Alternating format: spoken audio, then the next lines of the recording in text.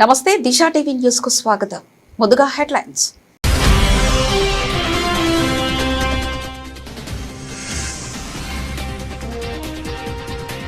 ప్రధాని మోదీకి మరో అంతర్జాతీయ గౌరవం.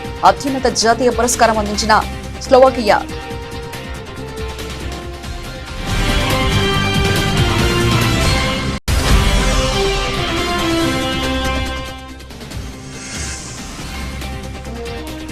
సమాజంలోని ప్రతి వర్గాన్ని రక్షించడం మన బాధ్యత. కర్ణాటక సీఎం డీకే శివకుమార్ వెల్లడి.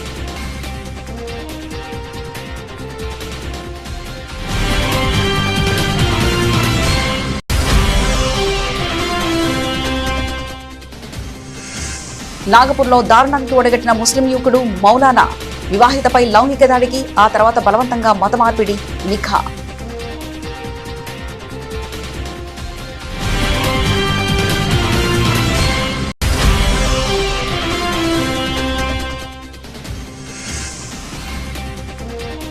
ప్రపంచ స్థాయి అనుభవ నగరంగా అమరావతి. సింగపూర్లో సీఎం చంద్రబాబు ప్రకటన.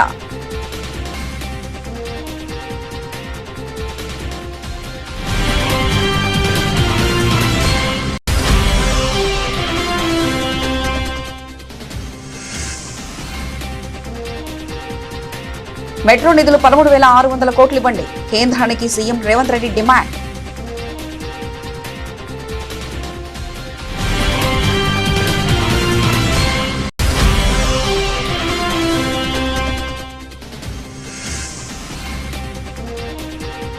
ఎమ్మెల్యే చింతమనేని అరాచకాలపై సీఎం పవన్ కళ్యాణ్ హోంమంత్రి సమాధానం చెప్పాలి.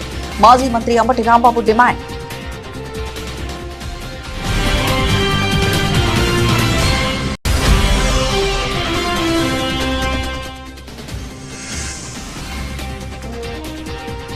తెలంగాణ అభివృద్ధికి కట్టుబడి ఉన్నాం స్పష్టం చేసిన కేంద్ర మంత్రి బండి సంజయ్.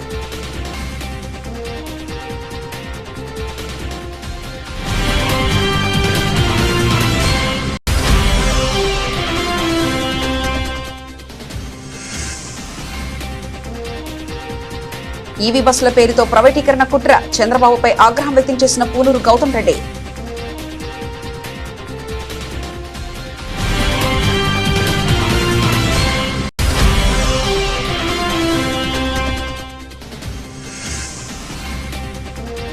మంచిర్యాల ఆర్కే 7 గని వద్ద కవితను నిలువరించిన పోలీసులు. ఆంక్షలను ఛేదించుకుని కార్మికులతో మాట్లాడిన ఎమ్మెల్సీ.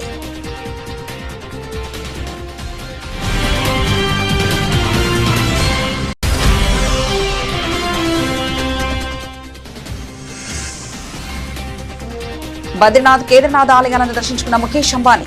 ఆలయాల అభివృద్ధి, భక్తుల సౌకర్యాల కోసం 10 కోట్ల విరాళం అందజేత.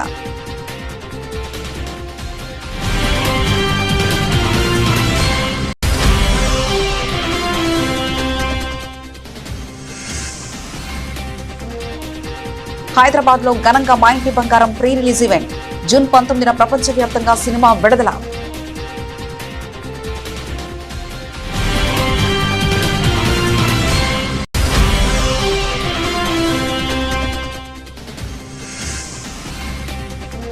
అంతర్జాతీయ పరిణామాలతో పైకి కదులుతున్న బంగారం.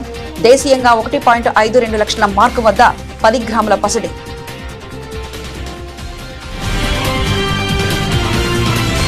ప్రధానమంత్రి నరేంద్ర మోదీ ఖాతాలో మరో ప్రతిష్టాత్మక అంతర్జాతీయ పురస్కారం చేరింది. ఆయనకు స్లోవకియా దేశ అత్యున్నత జాతీయ పురస్కారమైన the order of the white double cross first cross ను ప్రదానం చేశారు. బ్రాటిస్లావాలో జరిగిన ఓ కార్యక్రమంలో స్లోవకియా అధ్యక్షుడు పీటర్ పెల్లెగ్రిని ఈ అవార్డును మోదీకి అందజేశారు. ప్రధాని మోదీ అందుకున్న 33వ అంతర్జాతీయ పురస్కారం ఇది.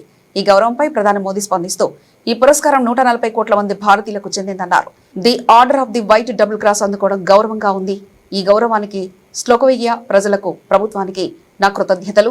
భారత్, స్లోవకియా మధ్య శాశ్వత స్నేహానికి ఈ అవార్డును అంకితం చేస్తున్నామని అన్నారు. The order of the white double cross అనేది విదేశీ పౌరులకు మాత్రమే స్లోవకియా ప్రభుత్వం అందించే అత్యున్నత పౌర సైనిక పురస్కారం. యూరప్ పర్యటనలో భాగంగా మోదీ స్లోవకియాలో పర్యటిస్తున్నారు. ఒక భారత ప్రధాని ఈ దేశాన్ని సందర్శించడం ఇదే మొదటిసారి. ఈ పర్యటనలో భాగంగా ఇరు దేశాల మధ్య వలసలు, డిజిటల్ టెక్నాలజీ, రక్షణ వంటి రంగాల్లో సహకారాన్ని విస్తరించేందుకు 11 ఒప్పందాలపై సంతకాలు జరిగాయి. 2 దేశాల మధ్య సంబంధాలను సమగ్ర భాగస్వామ్య స్థాయికి పెంచినట్లు అధికారులు తెలిపారు. The State Decoration Order of the White Double Cross of the First Class Civil Type for extraordinary merits in the comprehensive development of relations between the Republic of India and the Slovak Republic. I hereby request Prime Minister Mr. Modi to accept the declaration from the hands of the President of the Slovak Republic.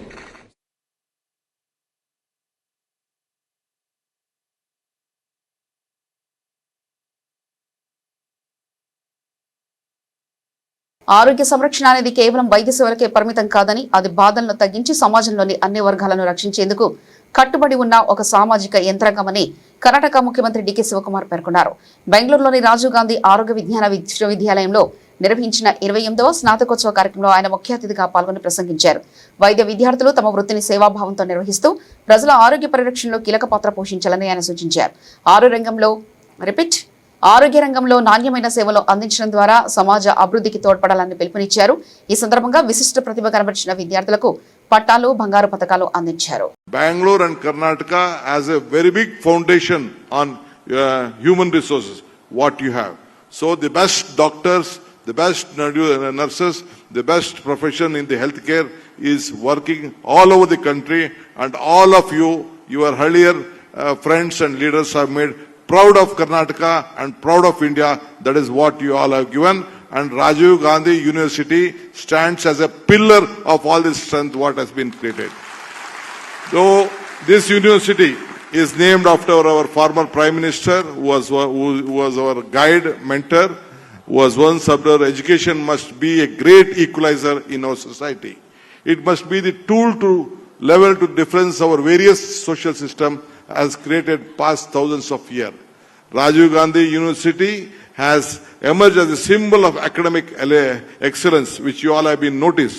Professionals, ethics and social commitment in healthcare and education that has produced more than 8 lakh graduates last 3 decades. Healthcare is the foremost than treatment of disease. It is a social mission.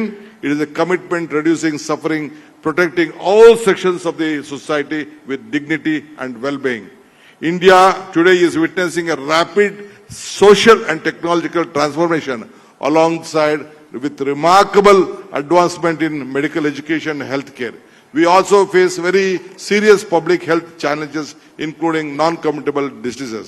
I don't want to go to the internal part of various issues, but you all should not only look at urban, you should also look at the rural population, which is growing fast, and you should stop the rural population coming to Bangalore because of education and healthcare. This is one important issue which you have to look at upon. మహారాష్ట్రలోని నాగపూర్లో అత్యంత ఘోరమైన ఉదంతం వెలుగులోకి వచ్చింది. భారతీయ వైమానికల దళ IAF అధికారి భార్య అయిన 24 ఏళ్ల యువతిపై పాత స్కూల్ స్నేహితుడు ముస్లిం యువకుడు అతని అనుచరులు కలిసి కూల్ డ్రింక్ లో డ్రగ్స్ కలిపి ఇచ్చి అత్యాచారానికి ఒడిగట్టారు. అంతటితో ఆగకుండా రహస్య వీడియోలు తీసి బ్లాక్మెయిల్ చేస్తూ లక్షల రూపాయలు వసూలు చేసి చివరికి బలవంతంగా మత మార్పిడి, నికా చేయించిన ఆరోపణలపై 2 నిందితుల్ని పోలీసులు అరెస్ట్ చేశారు. మరో నిందితుడైన మౌలానా కోసం గాలిస్తున్నారు. పోలీసుల కథనం ప్రకారం ఫిబ్రవరి 8న ఒక హోటల్ సమావేశంలో ముస్లిం యువకుడు అయాజ్ ఆమెకిచ్చిన పానీయంలో మత్తుమందు కలిపి అత్యాచారం చేశాడు. ఆ దృశ్యాలను రహస్యంగా రికార్డ్ చేసి వాటిని సోషల్ మీడియాలో పెడతామని బెదిరిస్తూ గత కొన్ని నెలలుగా ఆమె నుంచి దాదాపుగా 4 లక్షలు వసూలు చేశాడు. మే 31న నిందితుడు ముస్లిం యువకుడు అయాజ్, అతడి అనుచరుడైన మరో ముస్లిం యువకుడు అవిన్ షేక్ ని కలిసి ఆ యువతిని కల్మేశ్వర్ ప్రాంతానికి బలవంతంగా తీసుకెళ్లారు. అక్కడ హజరత్ మౌలానా అనే మత పెద్ద ఆమె చేత బలవంతంగా మత మార్పిడి ఆచారాలు చేయించి ఆమె ఇష్టానికి వ్యతిరేకంగా అయాజ్తో నికా జరిపించినట్లు ఎఫ్ఐఆర్లో పేర్కొన్నారు. నగరం వెలుపల విధులు నిర్వహిస్తున్న ఆమె భర్త IAF అధికారి ఈ ఘోరం గురించి తెలుసుకుని జూన్ 14న పోలీసులకు ఫిర్యాదు చేయడంతో ఈ దారుణం వెలుగులోకి వచ్చింది. ఈ ఘటనకు సంబంధించిన ఒక వీడియో సోషల్ మీడియాలో వైరల్ కావడంతో నాగపూర్ వ్యాప్తంగా తీవ్ర నిరసనలు వ్యక్తమవుతున్నాయి. أعوذ بالله من الشيطان الرجيم. أعوذ بالله من الشيطان الرجيم.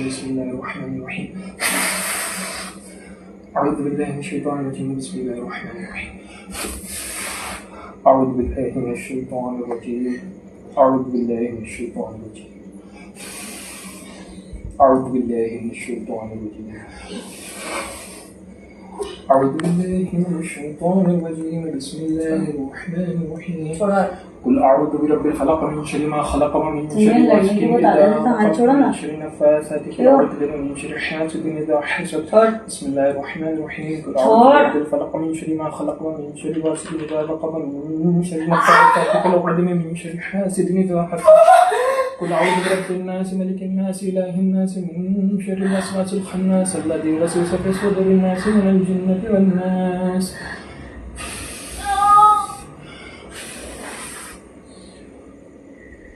أفحسبتم أنما خلقناكم عبثا وأنكم إلينا ترجعون فتعالى الله الملك الحق لا إله إلا هو رب العرش العظيم ومن يدع مع الله إلها آخر لا برهان له به فإنما حسابه عند ربه إنه لا يفلح الكافرون. అందరికీ ఉన్నత జీవన ప్రమాణాలు, సుస్థిర అభివృద్ధి, ప్రపంచ స్థాయి అనుభవాలు, విస్తృత ఆర్థిక అవకాశాలను అందించే ఒక అనుభవ నగరంగా అమరావతిని తీర్చిదిద్దుతున్నాం. భారతదేశంలోనే అతిపెద్ద గ్రీన్ ఫీల్డ్ స్మార్ట్ సిటీగా అమరావతిని నిర్మించేందుకు మా ప్రభుత్వం కట్టుబడి ఉందని ఆంధ్రప్రదేశ్ ముఖ్యమంత్రి నారా చంద్రబాబు నాయుడు పేర్కొన్నారు. సింగపూర్లో జరిగిన కార్యక్రమంలో ఆయన మాట్లాడుతూ అత్యాధునిక మౌలిక సదుపాయాలు, పర్యావరణ హిత అభివృద్ధి, పెట్టుబడులకు అనుకూల వాతావరణంలో అమరావతిని భవిష్యత్తు తరాలకు ఆదర్శంగా రూపుదిద్దుతున్నామని తెలిపారు. ప్రపంచ పెట్టుబడిదారులను ఆకర్షిస్తూ ఉపాధి అవకాశాలను విస్తరించే విధంగా రాజధాని నగర అభివృద్ధి చేపడుతున్నామని సీఎం చంద్రబాబు నాయుడు వెల్లడించారు. I visualized future is for IT. Then I promoted IT as a policy maker that has given tremendous advantage. I can say proudly, first mover advantage on technology, India took advantage. In India, as a policy maker, I took advantage. Now within 25 years' time, all over the world, I can say proudly one more thing, highest per capita income earners are Indians. Among Indians, my state, my province people are the number one, around 35% of Indian origin. That is the strength of technology. Today, if you see here,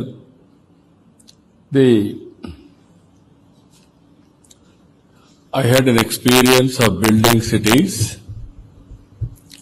Earlier I built one city, conventional smart city, technology first, urban infill, infrastructure, economy, automation, that has become a livable city today.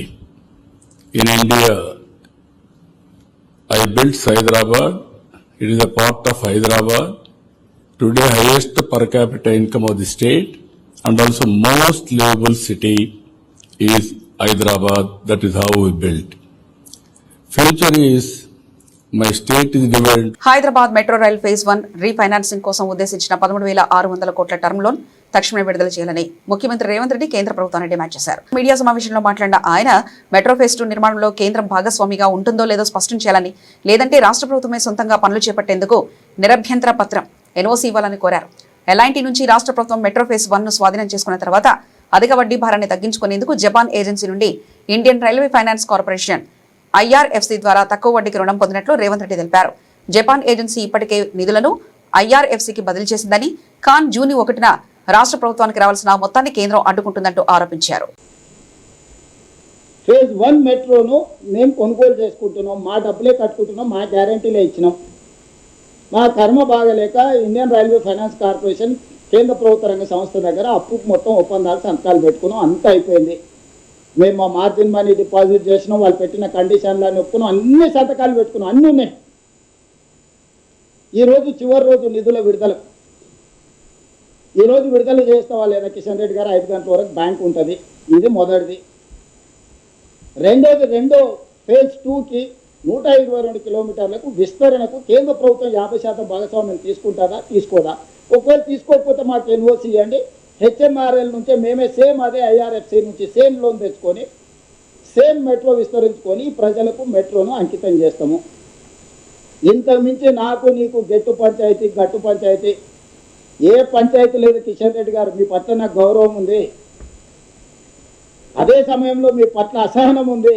మీరు ఎందుకు కేసీఆర్కు భయపడి లొంగిపోయి ఇట్లా వ్యవహరిస్తున్నారో మీ భయానికి కారణం చెప్పు. కేసీఆర్ ధైర్యం చూసుకొని నందించే బదులు చంద్రబాబు నేతృత్వంలోని 2 ఏళ్లుగా రాష్ట్రంలో జంగిల్ రాజు పాలన సాగుతుందని, ప్రభుత్వ నిర్ణయాలను ప్రశ్నిస్తే కేసులు, వైఫల్యాలను ఎత్తి చూపితే దాడులు, అన్యాయాలను ఎదిరిస్తే అరెస్టులతో ప్రభుత్వమే భయాందోళనకు గురి చేస్తుందని గుంటూరు జిల్లా వైఎస్ఆర్సీపీ అధ్యక్షుడు మాజీ మంత్రి అంబటి రాంబాబు ధ్వజమెత్తారు. తాడేపల్లి వైఎస్ఆర్సీపీ కేంద్ర కార్యాలయంలో ఆయన మీడియాతో మాట్లాడుతూ 2 ఏళ్లుగా వైఎస్ఆర్సీపీ నాయకులపై దాడులు చేయించిన కూటమి ఎమ్మెల్యేలు ఇప్పుడు సొంత కూటమికి చెందిన జనసేన కార్యకర్తలతో పాటు సొంత టీడీపీ కార్యకర్తలను కూడా వదిలిపెట్టడం లేదని ఎద్దేవా చేశారు. ఎమ్మెల్యే చింతమనేని ప్రభాకర్ అవినీతి అరాచకాలకు ప్రెస్ మీట్ పెట్టి మీడియాకు వివరించాడనే కోపంతో సొంత పార్టీకి చెందిన అడ్వకేట్ ఇడుపుగంటి శ్రీనివాస్ ఇంటి మీద దాడి చేసి జేసీబీలతో ఇంటిని కూల్చేస్తానని భయభ్రాంతులకు గురి చేసిన ఆయనపై కనీసం కేసు కూడా పెట్టడానికి సీఎం చంద్రబాబు భయపడుతున్నారని చెప్పారు. ఎమ్మెల్యే దాడి ఘటనపై CM Chandrababu, deputy CM Pawan Kalyan, హోంమంత్రి అనిత ఏం సమాధానం చెప్తున్నారని ప్రశ్నించారు. అనేక మంది నియంత్రణలు చూశాం ప్రపంచంలో. ఏ నియంత పరిపాలన కూడా ఇంత దారుణంగా లేదు. భయంకరమైన విధంగా వాళ్ళ పరిపాలన సాగుతూ ఉంది. అంబేద్కర్ గారి రాజ్యాంగం అమలు లేదు. ఒక రెడ్ బుక్ రాజ్యాంగాన్ని రచించాం, అది మీకు ఇస్తున్నాం, మీరు రెచ్చిపోండి, ఆ ప్రకారంగానే చేయండి అని పోలీస్ వ్యవస్థకి, అదేవిధంగా తెలుగుదేశంలో ఉన్నటువంటి యోధులకి, ఎమ్మెల్యేలకి అప్పజెప్పేటటువంటి ప్రయత్నం చేస్తున్నారు. ఎమ్మెల్యేలు రాజ్యాంగ వ్యతిరేక శక్తులుగా తయారైపోయారు. వాళ్ళ ఇష్టం ఎమ్మెల్యేలు. పోలీసుల్ని, పోలీసు అధికారుల్ని వాళ్లే పోస్టింగ్లు ఎంచుకుంటారు. వారి సహాయంతో దారుణమైనటువంటి కార్యక్రమాలు చేస్తారు. పంచాయతీలు చేసి డబ్బులు సంపాదిస్తారు, భూములుగా చేస్తారు, అక్రమ వ్యాపారాలు చేస్తారు. మద్యం, మైనింగు, ఇసుక, మట్టి, ఏదైనా సరే. అసలు రూపాయి మిగిలిద్ది అంటే ఎవడు చేయడానికి వీలేదు. ఎమ్మెల్యే గారైనా చేయాలి, ఎంపీ గారైనా చేయాలి, లేదా వారి యొక్క బినామీలైనా చేయాలి. కొట్టుకు తినేటటువంటి దెందులూరు శాసనసభ్యులు చింతమనేని ప్రభాకర్ గారు, ఆయన ఒక ఇంటి మీదకి వెళ్ళాడు. సరే, జనరల్గా ఏం చేస్తున్నారంటే ఎవరైనా గిట్టకపోతే దాడులు చేయించుతున్నారు. ఎవరిని పంపించి? పోలీసులను అండగా పంపించి, తెలుగుదేశం కార్యకర్తలను పంపించి దాడులు చేయించుతున్నారు, బెదిరిస్తున్నారు. ఆ దశపోయింది. ఎమ్మెల్యే గారే దాడికి వెళ్తున్నాడు. చూసారా విచిత్రం? ఎమ్మెల్యే గారే దాడికి వెళ్ళిపోయాడు. ఎందుకు వెళ్ళిపోయాడు? తనను విమర్శించాడట, తాను చేస్తున్నటువంటి ఘోరాలను బయట పెట్టాడట. ఎవరైనా వైసీపీ కార్యకర్తలు ఉన్నారా? కాదు. పోనీ ఎవరైనా తెలుగుదేశం ఆయనే. తెలుగుదేశంలో కూడా లీగల్ సెల్కి కార్యదర్శిగా రాష్ట్రంలో పనిచేస్తున్నటువంటి ఈడుపుగంటి శ్రీనివాసరావు గారు, ఆయన దెందులూరులో జరుగుతున్నటువంటి వ్యాపారాలు అంటే అక్రమ వ్యాపారాల గురించి, పొలాలు ఆక్రమించుకొని తెలంగాణ అభివృద్ధికి బీజేపీ కట్టుబడి ఉందని కేంద్ర మంత్రి బండి సంజయ్ కుమార్ స్పష్టం చేశారు. మంగళవారం మీడియాతో మాట్లాడుతూ మెట్రో ప్రాజెక్టును అడ్డుకోవాల్సిన అవసరం కిషన్ రెడ్డికి లేదన్నారు. అర్థం లేని ఆరోపణలు పట్టించుకోవాల్సిన అవసరం లేదన్నారు. కాంగ్రెస్ సర్టిఫికేట్ తమకు అవసరం లేదని వ్యాఖ్యానించారు. సర్వేషన్లో కాంగ్రెస్ గందరగోళం చేస్తుందని మండిపడ్డారు. బంగ్లాదేశ్ వాళ్లకు ఓటు ఇవ్వాలా అని ప్రశ్నించారు. ఇతర దేశాల వారిని ఓట్లను తొలగించాలని కాంగ్రెస్ ఎందుకు డిమాండ్ చేయడం లేదని కేంద్ర మంత్రి నిలదీశారు. ఇప్పుడు తెలంగాణ రాష్ట్ర అభివృద్ధికి కట్టుబడి ఉన్నాం. మేము ఏ ప్రాజెక్టులు మేము అడ్డుకోలేము. అడ్డుకునే స్థితిలో మేము లేము. నరేంద్ర మోడీ గారు ఒక ప్రాజెక్టును అడ్డుకుంటే వారు సహించరు దాన్ని. ఇది కాంగ్రెస్ పార్టీ ప్రభుత్వం కాదు, ఇది ఎన్డీఏ ప్రభుత్వం, నరేంద్ర మోడీ ప్రభుత్వం. నిరంతరం అభివృద్ధిని కొనసాగించే ప్రభుత్వం తప్ప అభివృద్ధిని అడ్డుకునే ప్రభుత్వం కాదు. నిజంగా కేంద్ర ప్రభుత్వానికో కిషన్ రెడ్డి గారికో అభివృద్ధిని అడ్డుకోవాలనే ఆలోచన ఉంటే తెలంగాణ రాష్ట్రానికి ఇన్ని ప్రాజెక్టులు ఎందుకు వస్తాయి? ఇన్ని నిధులు ఎందుకు వస్తాయి? ఒక మెట్రో ప్రాజెక్టుని అడ్డుకోవాల్సిన అవసరం కిషన్ రెడ్డి గారికి ఏమొచ్చింది? కాబట్టి అసత్య ఆరోపణలు ఇవన్నీ అర్థం పర్థం లేని ఆరోపణలు. దీన్ని ప్రజలు గమనించారు, ప్రజలు గుర్తించారు. హైదరాబాద్ భాగ్యనగర్ అభివృద్ధికి, వరంగల్ కార్పొరేషన్ అభివృద్ధికి, ఖమ్మం కార్పొరేషన్ అభివృద్ధికి నరేంద్ర మోడీ గారి ప్రభుత్వం కట్టుబడి ఉంది కాబట్టే ఇవాళ వేల కోట్ల రూపాయల నిధులు భాగ్యనగర్ గాని, హైదరాబాద్ జీఎస్ఎంసీలకు గాని, వరంగల్ కార్పొరేషన్ గాని, ఖమ్మం గాని ఇవాళ ఇన్ని వేల కోట్ల రూపాయలు నిధులుస్తున్నామంటే మా యొక్క కమిట్మెంట్, మా యొక్క నిబద్ధతను ప్రజలు గుర్తిస్తున్నారు. ఒక కాంగ్రెస్ పార్టీ సర్టిఫికేట్ మాకు అవసరం లేదు. ఎస్ఆర్ విషయంలో కాంగ్రెస్ పార్టీ రెండు మతాల మధ్య విభేదాలు సృష్టించి రాజకీయ లబ్ధి పొందే ప్రయత్నం చేస్తూ ప్రజల లోపల ఒక భయానక వాతావరణం సృష్టిస్తున్నది.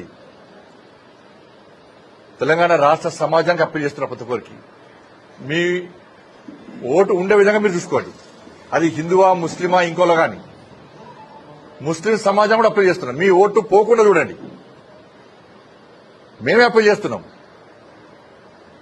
కానీ బంగ్లాదేశ్ నుంచి పాకిస్తాన్ నుంచి అక్రమంగా వలస వచ్చి పాస్పోర్ట్లు వీజాలు లేకుండా అంతర్గత భద్రతలు ఇలా సమస్యలు సృష్టించే ప్రయత్నం చేస్తే వాళ్ళకు ఓటక్కి ఇవ్వమంటారా చెప్పాలి కాంగ్రెస్ పార్టీ. కాంగ్రెస్ పార్టీ ఇతర దేశాల నుంచి అక్రమంగా వచ్చి నివాసం ఉంటున్న వాళ్లను ఓట్లను తొలగించాలని చెప్పి ఎందుకు డిమాండ్ చేస్తలేదు? ప్రభుత్వ రంగ సంస్థలను ప్రైవేట్ పరం చేసి జేబులు నింపుకోవడమే ముఖ్యమంత్రి చంద్రబాబు నాయుడు నైజమని వైఎస్ఆర్ టీయూసీ రాష్ట్ర అధ్యక్షుడు పూనూరు గౌతమ్ రెడ్డి మండిపడ్డారు. 1 లక్ష కోట్ల విలువైన ఆర్టీసీ డిపోలు, భవనాలు, మౌలిక సదుపాయాలను ఎలక్ట్రిక్ బస్సుల ఈవీ నిర్వహణ పేరుతో ప్రైవేట్ వ్యక్తులకు 99 ఏళ్ల లీజుకు కట్టబెట్టేందుకు కూటమి ప్రభుత్వం రంగం సిద్ధం చేసిందని ఆధారాలతో సహా ఆరోపించారు. వైఎస్ జగన్ హయాంలో ఆర్టీసీని ప్రభుత్వంలో విలీనం చేసి ఆదుకుంటే చంద్రబాబు మాత్రం సంస్థను దివాలా తీయించేలా వ్యవహరిస్తున్నారని ధ్వజమెత్తారు. ప్రైవేట్ పరం చేయాలి అనేటువంటి ఒకే ఒక ఉద్దేశంతో పేదవాడి యొక్క జీవన చక్రంగా మారినటువంటి ఆర్టీసీ దానిపైన కూడా పేదవాడి పైన వెంటనే ఒక బాంబు వేస్తున్నాడు. ఎటువంటి పరిస్థితుల్లో కూడా దీనిని ప్రైవేటైజ్ చేయాలి అనేటువంటి ఉద్దేశంతోనే కంకణం కట్టుకున్నాడు. ఎందుకంటే ఏళ్ల తరబడి ఏళ్ల చరిత్ర కలిగినటువంటి ఆర్టీసీని ఆదుకోవాల్సినటువంటి పరిస్థితిలో ప్రభుత్వాలే చేతులెత్తేసేటువంటి పద్ధతి కనబడతా ఉంది. నేను అడుగుతున్న 16వ ఆర్థిక సంవత్సరంలో ఆర్టీసీలో పనిచేస్తున్నటువంటి వాళ్ళు 59,300 మంది. మరి ఇవాళ పనిచేస్తున్నటువంటి వాళ్ళు ఎంతమంది? 42,000 మంది. ఈ 42,000కి సంబంధించినంత వరకు కూడా రమారమి 16,000 పైచిలకు తగ్గిపోయింది. అంటే ఇవి ఎందుకు తగ్గిస్తున్నారు? కొత్త ఉద్యోగం ఎందుకు ఇవ్వట్లేదు? పాత వాటితోనే కంటిన్యూ ఎందుకు కానిస్తున్నారు అనేటువంటిది కూడా కావాలి. 10,700 బస్సులు, ఈ 10,000 అంటే యాక్చువల్గా 12,500 బస్సులు ఫస్ట్లో ఉన్నాయి. అది 10,700 బస్సులుగా మారిపోయినాయి. అంటే దీని అర్థం ఏంటి? 1,800 బస్సులు తగ్గిపోయినాయి. ఈ తగ్గిపోవడానికి గల కారణాలేంటి? ఎందుకు? దీనికి తోడు 15 సంవత్సరాలుగా నిండిపోయినటువంటి బస్సు కానీ యంత్రం కానీ ఏదైనా ఉంటే గనక వాటన్నిటిని స్క్రాప్కి పంపించాలి. 15 ఏళ్ళు అయినప్పటికీ కూడా వాటిని రోడ్ల మీద తిరిగేటువంటివి కూడా మనకు కనపడుతూ ఉన్నాయి. సుమారు 600 బస్సుల దాకా. ఇవి మేము నిరూపించగలమని చెప్తున్నాం. రెండోది, 2027 సంవత్సరానికి వస్తే గనక ఈ కాలం చెల్లిన బస్సులు 2,000 వరకు వస్తాయి. అంటే దీన్ని బట్టి రోడ్ల మీద తిరిగేటువంటి వచ్చే సంవత్సరానికి 8,000 బస్సులు మాత్రమే ఉంటాయి. ఈ 8,000 బస్సులకి సంబంధించినంత వరకు కూడా నేను అడుగుతున్నా, మీరు ఇన్ని రకాలుగా తగ్గిపోతున్నా కానీ కూడా చూస్తూ కూర్చుంటారన్నాం. కానీ జగన్మోహన్ రెడ్డి గారి హయాంలో అలా జరగల. 2023లో కార్మికులందరినీ కూడా డైరెక్ట్ గా గవర్నమెంట్. టీఆర్ఎస్ నాయకురాలు కల్వకుంట్ల కవిత మావోయిస్టుల ఉనికిపై కీలక వ్యాఖ్యలు చేశారు. గతంలో అడవిలో మావోయిస్టులున్న సమయంలో అధికారులు బాధ్యతాయుతంగా వ్యవహరించేవారని, ప్రస్తుతం వారు లేకపోవడంతో అధికారుల ప్రవర్తనతో మార్పు వచ్చిందని ఆమె పేర్కొన్నారు. సింగరేణి కార్మికుల సమస్యలను క్షేత్రస్థాయిలో తెలుసుకునేందుకు ఆమె చేపట్టిన బాయిబాటా కార్యక్రమంలో భాగంగా ఉద్రిక్తత చోటు చేసుకుంది. తన వారం రోజుల పర్యటనలో భాగంగా మంచిర్యాల జిల్లాలో RK7 గని వద్దకు చేరుకున్న కవితను పోలీసులు సింగరేణి భద్రతా సిబ్బంది గేటు వద్దే అడ్డుకున్నారు. ఈ క్రమంలో అక్కడ కొద్దిసేపు వాగ్వాదం చోటు చేసుకుంది. చివరకు ఆమె ఆంక్షలను అధిగమించి ముందుకు సాగి కార్మికులతో సమావేశమయ్యారు. ఈ సందర్భంగా కాంగ్రెస్ ప్రభుత్వంపై ఆమె ధ్వజమెత్తారు. గతంలో కార్మికుల సమస్యలపై రాహుల్ గాంధీ, ప్రస్తుత ముఖ్యమంత్రి రేవంత్ రెడ్డి, ఉప ముఖ్యమంత్రి బట్టి విక్రమార్క సింగరేణి ప్రాంతానికి వచ్చినప్పుడు లేని ఆంక్షలు ఇప్పుడెందుకు విధిస్తున్నారని ప్రశ్నించారు. కేవలం పోలీసులను అడ్డం పెట్టుకుని ప్రభుత్వం పాలన సాగిస్తుందంటూ ఆమె ఆరోపించారు. పోతా ఉంటే గేట్ కాడ అడ్డుకున్నారు. ఎందుకోసం అడ్డుకుంటున్నారంటే భయం పుట్టుకుంది ప్రభుత్వానికి. ఏంది? కార్మికులను సరిగా చూసుకోలేకపోతున్నారు. ఉన్న డబ్బులన్నీ కాంట్రాక్టర్లకు ఇస్తున్నారు. కనీసం మనకు డ్రిల్లింగ్ మెషిన్ కి చిన్న బిట్స్ లేవన్నా, మెషిన్ రిపేర్ ఉందన్నా, ఏ చిన్న అంశం బాగలేదన్నా కూడా బడ్జెట్ లేదని మీకు చెప్తున్నారు. రిపేర్లు చేస్తలేరు, పనిముట్లు ఇస్తలేరు. కానీ కాంట్రాక్టర్లకు ఇవ్వడానికి మాత్రం 100 కోట్లు 1000 కోట్ల రూపాయలు ఉన్నాయి. అవి రెగ్యులర్ గా పేమెంట్స్ అవుతున్నాయి. కానీ మనం ఏదైనా చిన్నది అడిగినా కూడా పాత మెషిన్లే మళ్ళీ రిపేర్ చేసి వాడుకోలేదు తప్పితే కొత్త మెషిన్లు కొన్నటువంటి పరిస్థితి లేదు. సింగరేణి పుట్టింది ఎప్పుడో పుట్టింది. ఆనాడు ఎప్పుడో మైన్ లోపలికి గాలి వంచేటటువంటి ఆక్సిజన్ మెషిన్ వచ్చింది. ఆ మెషిన్లు ఇప్పుడు ప్రపంచవ్యాప్తంగా అత్యాధునిక టెక్నాలజీతోని అద్భుతంగా నడుస్తున్నాయి. కానీ మన దగ్గర మాత్రం అప్పుడెప్పుడో పెట్టిన మెషినే ఉంది. అంటే కనీసం గాలి కానీ నీరు కానీ ఇయ్యకపోతే ఇక యాజమాన్యం ఉంది ఎందుకు అని చెప్పి నేను అడుగుతా ఉన్నా. నిన్న ఇంకో మైన్ దగ్గర పోతే బాటిల్ పట్టుకొని లోపలికి పోతున్నారు. పాపం మీకుండే పనిముట్లు వేరే ఉంటాయి, మీరు నడవాల్సింది నడవాలి, మీదికెళ్ళి ఇంటికెళ్ళి మంచినీళ్ళ బాటిల్ పట్టుకురావాలంటే మరి కనీసం అది కూడా వేయలేకపోతే సింగరేణి యాజమాన్యం నిజంగా సిగ్గుపడాలి. ఇక్కడ ఉండేటటువంటి ఆఫీసర్స్ అందరికి కూడా నేను హెచ్చరిక చేస్తా ఉన్నా, ఇది మానవ హక్కుల ఉల్లంఘన, కార్మికులదే కాదు, ఇది మానవ హక్కుల ఉల్లంఘన. డెఫినెట్ గా డ్రింకింగ్ వాటర్ బాగుండాలి, ఆక్సిజన్ కరెక్ట్ గా ఉండాలి. ముందు కార్మికులు ఆరోగ్యంగా ఉంటేనే ప్రొడక్షన్ వస్తుంది. కాబట్టి ఆ విషయం మీద యాజమాన్యం దృష్టి పెట్టాలని చెప్పి నేను డిమాండ్ చేస్తా ఉన్నా. రిలయన్స్ ఇండస్ట్రీస్ అధినేత ముఖేష్ అంబానీ బద్రీనాథ్ క్షేత్రానికి భారీ విరాళం ప్రకటించారు. ఉత్తరాఖండ్లోని ప్రసిద్ధ పుణ్యక్షేత్రాలైన బద్రీనాథ్, కేదార్నాథ్లను ఆయన కుటుంబ సభ్యులతో కలిసి సందర్శించారు. లోక కళ్యాణాన్ని ఆకాంక్షిస్తూ స్వామివారికి ప్రత్యేక పూజలు నిర్వహించిన ఆయన బద్రీనాథ్, కేదార్నాథ్ ఆలయాల అభివృద్ధి, భక్తులకు మౌలిక వసతుల కల్పన కోసం 10 కోట్ల విరాళాన్ని అందజేశారు. ఉదయం హెలికాప్టర్లో బద్రీనాథ్ ధామ్ కు చేరుకున్న ముఖేష్ అంబానీకి బద్రీనాథ్, కేదార్నాథ్ ఆలయ కమిటీ, బీకేటీఎస్ అధికారులు ఘనస్వాగతం పలికారు. అనంతరం ఆయన బద్రీ విశాల ఆలయంలో నిర్వహించిన ప్రత్యేక పూజా కార్యక్రమంలో పాల్గొన్నారు. అనంతరం కేదార్నాథ్ క్షేత్రాన్ని కూడా సందర్శించి ప్రార్థనలు చేశారు. అంబానీ అందించిన విరాళాన్ని ఆలయ అభివృద్ధి పనులకు, యాత్రికుల సౌకర్యార్థం మెరుగైన వసతుల కల్పనకు వినియోగించనున్నట్లు బీకేటీసీ ముఖ్య కార్యనిర్వహణాధికారి సోహాన్ సింగ్ రాణా వెల్లడించారు. ముఖేష్ అంబానీ పుణ్యక్షేత్రంలో క్రమం తప్పకుండా సందర్శించడం ఆనవాయితీగా వస్తుంది. ప్రస్తుతం చారుధామ్ కొనసాగుతుండగా శీతాకాలంలో ఆలయాల మూసివేతలకు ముందు ఆయన ఈ పర్యటన చేపట్టడం విశేషం. ఏడాది యాత్రకు భక్తుల తాకిడి రికార్డు స్థాయిలో ఉంది. ఇప్పటివరకు కేదార్నాథ్కు 12 లక్షల మంది, బద్రీనాథ్కు సుమారు 11 లక్షల మంది యాత్రికులు దర్శించుకున్నారు. నటి, నిర్మాత సుమంత ఋతుప్రభు తన రాబోయే చిత్రం మా ఇంటి బంగారం షూటింగ్ అనుభవాలను పంచుకున్నారు. ఈ సినిమాలో సాంప్రదాయ చీరకట్లో యాక్షన్ సన్నివేశాలు చేయడం తనకెంతో సవాల్గా అనిపించిందని ఆమె తెలిపారు. జూన్ 19న ప్రపంచవ్యాప్తంగా విడుదల కానున్న ఈ సినిమా ప్రీ రిలీజ్ వేడుక హైదరాబాద్ లో ఘనంగా జరిగింది. ఈ కార్యక్రమంలో సమంత సినిమాకు సంబంధించిన పలు ఆసక్తికరమైన విశేషాలను వెల్లడించారు. ఐటీసీ కోహినూరులో జరిగిన ఈ వేడుకకు చిత్ర బృందంతో పాటు పలువురు సినీ ప్రముఖులు హాజరయ్యారు. ఈ చిత్రానికి బీవీ నందిని రెడ్డి దర్శకత్వం వహించారు. 2019లో వచ్చిన ఓ బేబీ తర్వాత సమంత, నందిని రెడ్డి కాంబినేషన్ లో వస్తున్న రెండో సినిమా కావడంతో ఈ చిత్రంపై ప్రేక్షకుల్లో భారీ అంచనాలు నెలకొన్నాయి. సమంత తన సొంత నిర్మాణ సంస్థ ప్రణాళ మూవింగ్ పిక్చర్స్ బ్యానర్ పై రాజు నిండుమూరు, హిమాంక్ దువ్వురుతో కలిసి ఈ చిత్రాన్ని నిర్మించారు. ఈ సందర్భంగా సమంత మాట్లాడుతూ చీరకట్టులో ఉంటూనే తీవ్రమైన పోరాట సన్నివేశంలో నటించడం క్లిష్టమైన అనుభవం అని పేర్కొన్నారు. You guys showed up to support, so చాలా thanks. Thank you so much. అర్థమవుతుంది నాకు, ఒక సంవత్సరంలో అట్లీస్ట్ 2 ఫిల్మ్స్ చేయాలి, అర్థమవుతుంది.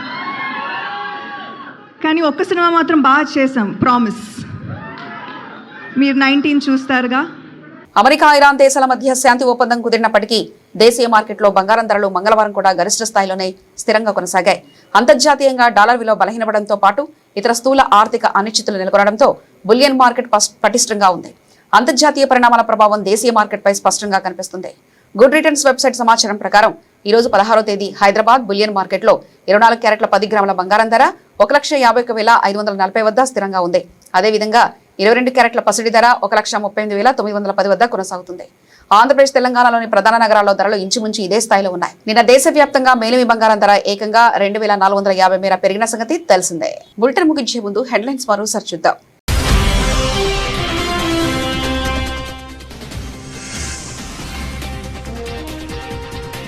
ప్రధాని మోదీకి మరో అంతర్జాతీయ గౌరవం, అత్యున్నత జాతీయ పురస్కారం అందించిన స్లోవాకియా.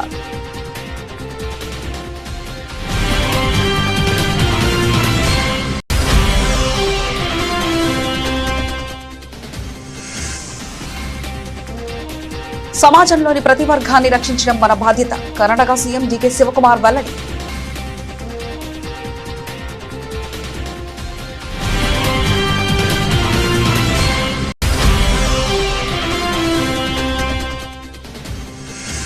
నాగపూర్లో దారుణానికి ఒడగట్టిన ముస్లిం యువకుడు మౌలానా. వివాహితపై లౌంగిక దాడికి, ఆ తర్వాత బలవంతంగా మత మార్పిడి, నిఖా.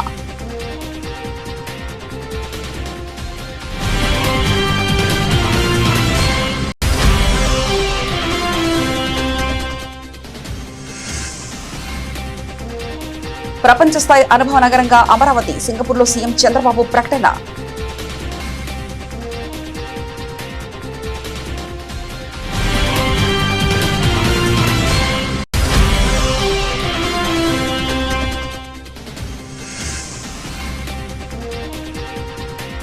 మెట్రో నిధులు 13,600 కోట్లు ఇవ్వండి, కేంద్రానికి సీఎం రేవంత్ రెడ్డి డిమాండ్.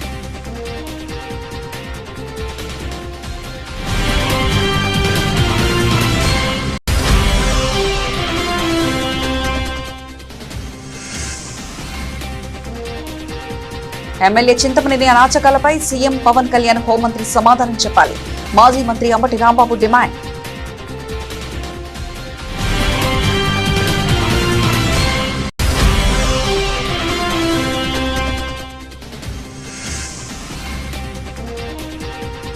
తెలంగాణ అభివృద్ధికి కట్టుబడి ఉన్నాం స్పష్టం చేసిన కేంద్ర మంత్రి బండి సంజయ్.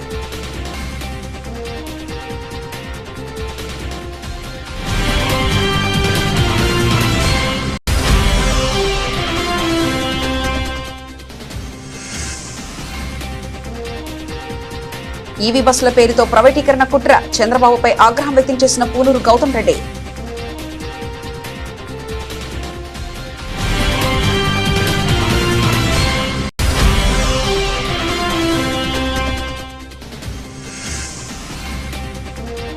మంచిర్యాల RK7 గని వద్ద కవితను నిలువరించిన పోలీసులు, ఆంక్షలను ఛేదించుకుని కార్మికులతో మాట్లాడిన ఎమ్మెల్సీ.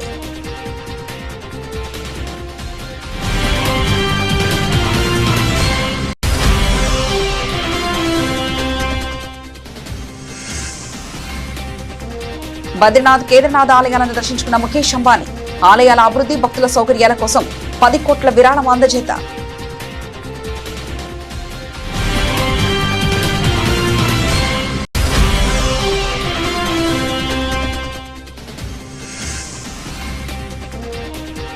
హైదరాబాద్ లో ఘనంగా మా ఇంటి బంగారం ప్రీ రిలీజ్ ఈవెంట్.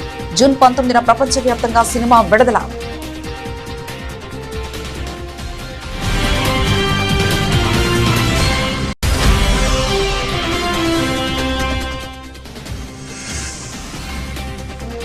అంతర్జాతీయ పరిణామాలతో పైకి కదులుతున్న బంగారం. దేశీయంగా 1.52 లక్షల మార్కు వద్ద 10 గ్రాముల పసిడి.